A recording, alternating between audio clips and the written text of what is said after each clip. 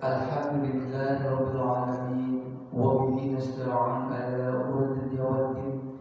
Wassalatu wassalamu ala asyrafil anbiya'i wal mursalin Sayyidina wa habibina wa maulana Muhammadin wa ala alihi wa sahbihi ajma'in. Rabbi shrah li sadri wa yassir li amri wahlul 'uqdatam min lisani yafqahu qawli, amma ba'du.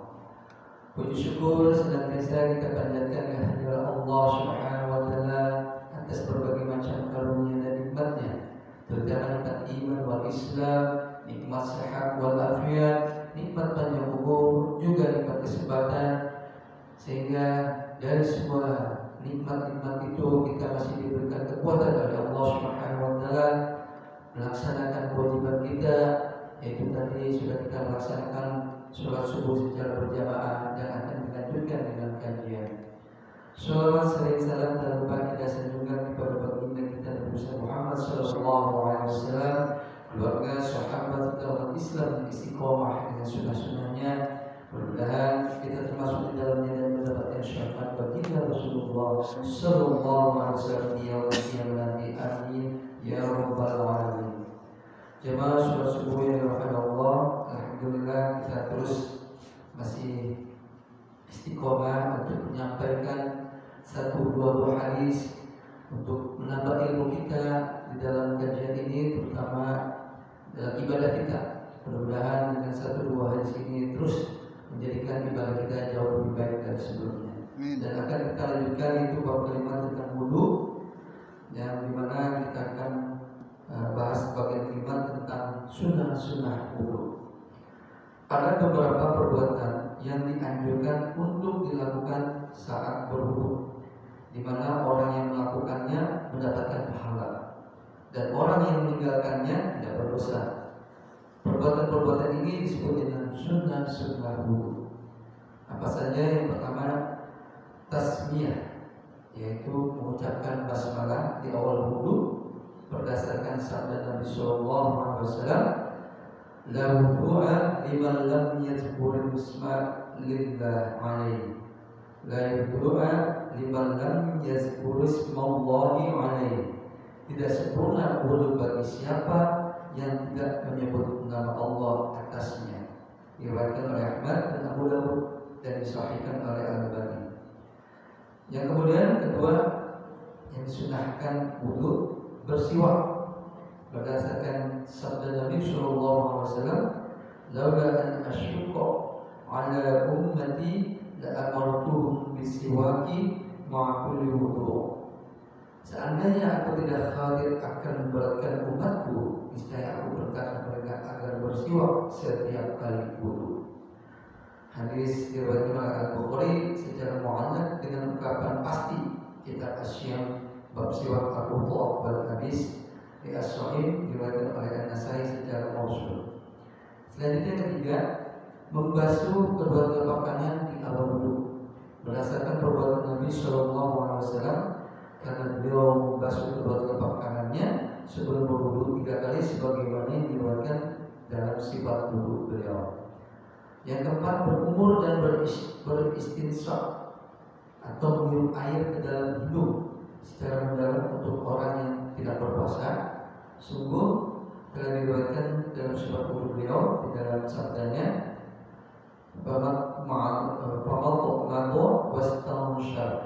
lalu beliau berkumur dan berintisar mengeluarkan air dari hidung.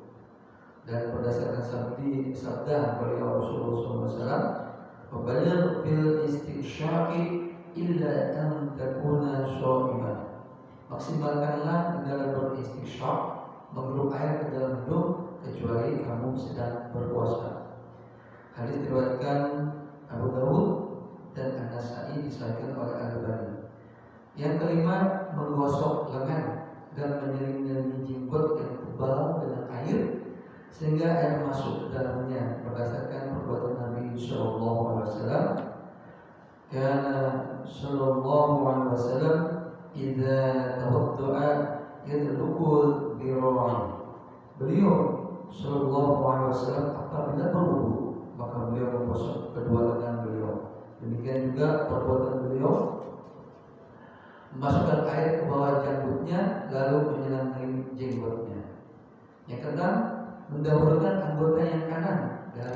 rijlaini, untuk kedua tangan dan kedua kaki, berdasarkan perbuatan Nabi SAW, yang artinya beliau suka mendahulukan yang kanan dalam memakai sandal, menyisir rambut, bersuci dan dalam segala urusan beliau. Hadis diriwayatkan muttafaq alaih oleh Al-Bukhari dan Muslim. Ketujuh, membasuh 3 kali untuk wajah, kedua tangan, kedua kaki. Yang wajib adalah sekali, dan yang dianjurkan 3 kali berdasarkan perbuatan Nabi SAW, sebagaimana yang telah diriwayatkan secara sahih dari beliau. An-Nabiyya sallallahu alaihi wasallam tawaddu'a marratan wa marrataini wa salasa, bahwa Nabi sallallahu alaihi wasallam berwudu dengan membasuh anggota-anggota wudu sekali, 2 kali, 2 kali dan 3 kali, 3 kali. Muttafaq alaih, diriwayatkan Al-Bukhari dan Muslim, yang didapatkan 3 kali saja. Yang ke-8, membaca zikir sesudah wudu. Berdasarkan sabda Nabi sallallahu alaihi wasallam, "Man minkum ahadun yatawadda fa yusbihul wudu'a, thumma yaqul asyhadu an la ilaha illallah wahdahu la syarika lah wa asyhadu anna Muhammadan 'abduhu wa rasuluh, illa futihat lahu abwabul jannati as-samaniyah yadkhulu min ayyiha syaa." Siapapun dari kalian yang berwudu lalu dia menyempurnakan wudunya, kemudian dia mengucapkan, "Aku bersaksi bahwa tidak ada Tuhan yang berhak disembah kecuali Allah SWT, tidak ada sekutunya baginya, dan aku bersaksi bahwa Nabi Muhammad adalah hamba dan utusannya," kecuali pasti pintu surga yang 8 dibukakan untuknya, dia akan memasukinya dari pintu mana saja yang dia kehendaki. Diriwayatkan oleh Muslim dan At-Tirmidzi, dan menambahkan At-Tirmidzi, Allah menja'alni minat tawabina wa ja'alni minal mutatahhirin. Ini selanjutnya di bagian ke-6, yang tadi sunnah wudu, sekarang pembatal wudu. Yang pertama, pembatal wudu adalah sesuatu yang membatalkan wudu dan merusaknya ada 6. 1, apa yang keluar dari 2 jalan, yakni jalan yang keluar air seni dan tinja. Yang keluar ini bisa berupa air seni dan tinja, mani, mazi, darah istihadah, angin sedikit atau banyak, berdasarkan firman Allah Ta'ala, "Aw jaa'a ahadun minkum minal ghaib," atau salah seorang dari kalian kembali dari tempat buang air atau kasus. Surat Al-Maidah ayat 6. Dalam sabda Nabi sallallahu alaihi wasallam, la yaqbalu Allahu salatan ahadikum idza ahdatsa hatta yatawadda. Allah tidak menerima salat seorang dari kalian apabila dia berhadas hingga dia berwudu. Hadis dan cerita sebelumnya, dan sabda Nabi berikutnya, akan tetapi karena buang air besar dan kecil serta tidur. Juga sabda beliau tentang orang yang ragu apakah keluar kentut darinya atau tidak, maka janganlah dia berpaling membatalkan sholat sehingga dia mendengar suara atau mencium bau kentut. Yang kedua, keluarnya yang najis dari bagian tubuh lainnya.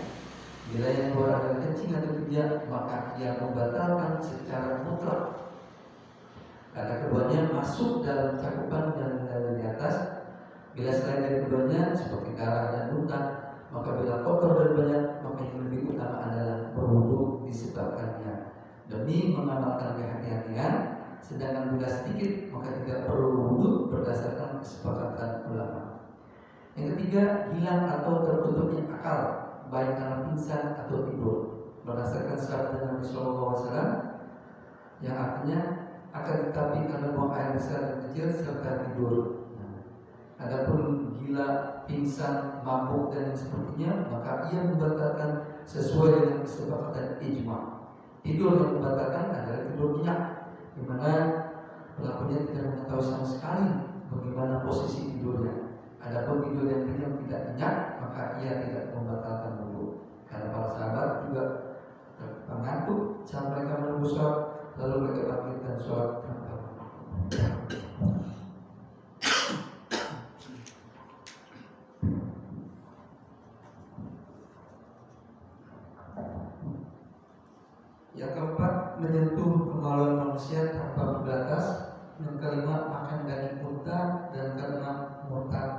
Islam. Alhamdulillah tadi sudah kita baca bagian kelima dan keenam, di mana bagian kelima tentang sunnah wudu. Di sini ada 8 yang disunahkan wudu bila mana dikerjakan mendapatkan pahala, namun jika tidak dikerjakan tidak berdosa. Yang pertama mengucapkan basmalah. Walaupun ini sunnah, alangkah baiknya agar kita mendapatkan pahala tetap ketika kita akan berwudu, ya kita mewujudkan basmalah.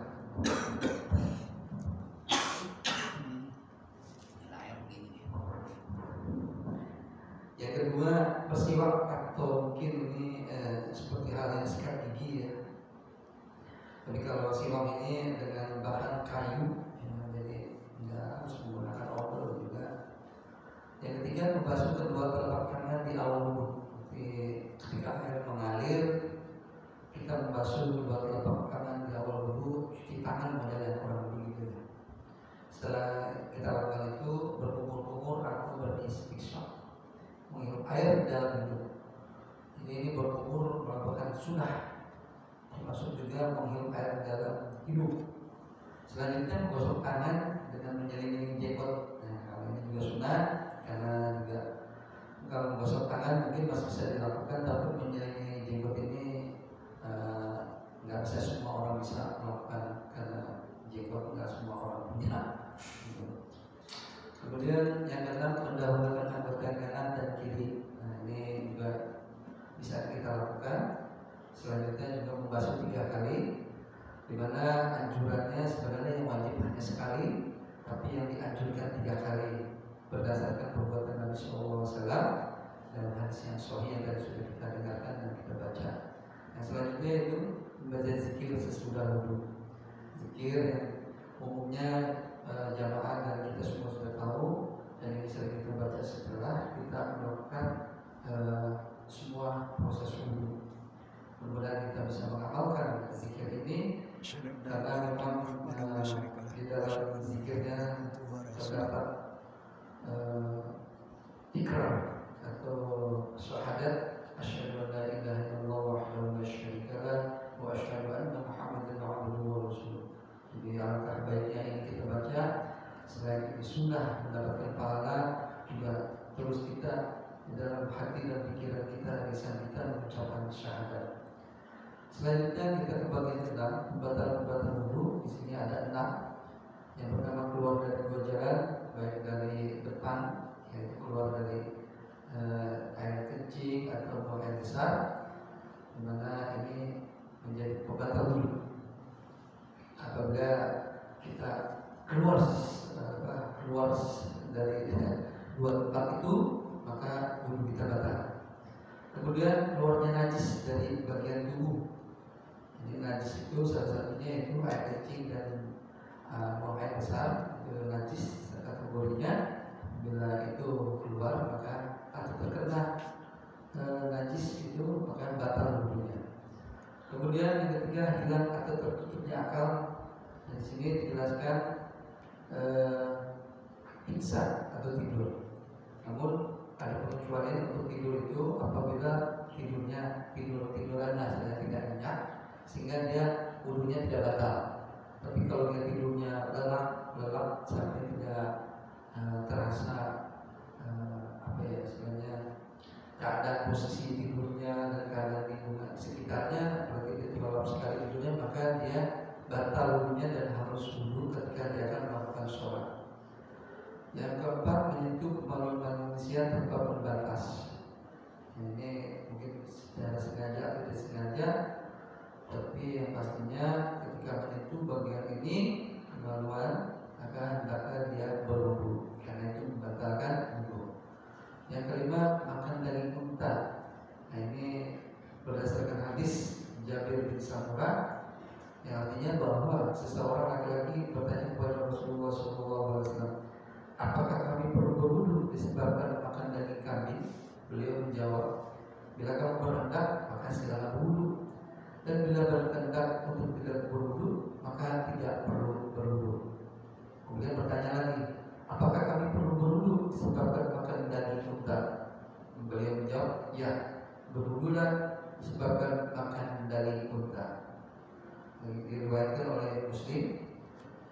Ini mungkin akan pembahasan lebih lanjut ya, karena di sini hanya sebatas berwudu ketika makan daging unta. Sementara kalau daging kambing sifatnya boleh wudu, boleh juga tidak. Yang selanjutnya yang terakhir batal wudu yaitu murtad dari Islam. Berdasarkan firman Allah Subhanahu wa taala, "Wa may yakfur bil imani faqad habita a'maluhu." Barang siapa kafir setelah beriman, maka sungguh telah gugur amalnya. Surat Al-Maidah ayat 5. Dan semua yang mewajibkan mandi itu mewajibkan wudu kecuali kematian. Alhamdulillah sudah kita bahas tentang wudu, di mana bagian yang kita bahas pada hari ini yaitu tentang bagian kelima, sunnah-sunnah wudu yang terdiri tadi yang sudah dijelaskan ada 8 dan yang membatalkan wudu ada 6. Mudah-mudahan dengan kita bacakan ini dan kita dengarkan bisa kita serapi dan kita amalkan dalam kehidupan kita sehari-hari untuk menambah ibadah kita jauh lebih baik dari sebelumnya, karena memang tuntunan dan ketentuan dalam ibadah itu ada di dalam agama kita, dalam agama Islam kita ini tidak sembarangan, dan alangkah baiknya terus kita pelajari, karena jangan sampai berpikirnya dalam hidup ini lebih baik nggak tahu daripada tahu. Nah, ini alangkah disayangkan kalau pemikiran hidup kita seperti itu, karena apapun semua ini harus kita pelajari dan belajar. Rasulullah sendiri juga mencontohkan, beliau juga belajar ketika dia menerima wahyu, itu merupakan salah satu indikator bahwa Rasulullah pun sendiri juga belajar. Sementara kita sebagai umatnya seharusnya lebih kuat lagi untuk belajar tentang agamanya, karena ini akan berbekal dia di dalam kehidupan selanjutnya. Mudah-mudahan ini sangat bermanfaat, terutama bagi saya pribadi, juga bagi kita semua yang mendengarkan. Dan mohon maaf apabila ada hal-hal yang kurang berkenan. Oleh karena itu mohon dibukakan pintu maaf yang seluas-luasnya. Wabillahi taufiq wal hidayah. Wassalamualaikum warahmatullahi wabarakatuh. Waalaikumsalam warahmatullahi wabarakatuh.